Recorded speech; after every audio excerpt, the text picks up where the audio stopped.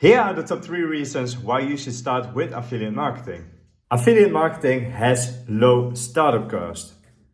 Unlikely with traditional businesses, you need to invest a lot of money. Think of product development, maybe you want a brick and mortar business, so you need inventory and store equipment, etc. and supply chain. With affiliate marketing, you only promote other people's products. So you don't have to have your own customer service, you don't have to create your product. The only thing you need to do is send traffic. The second reason is the high income potential. Imagine this for a second.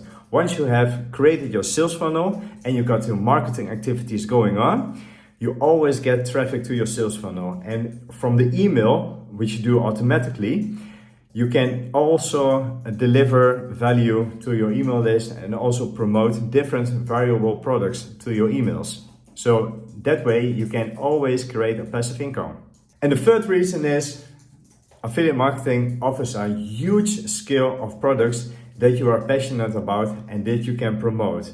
Go to clickbank.com and search for the marketplace because there are so many products that you can promote.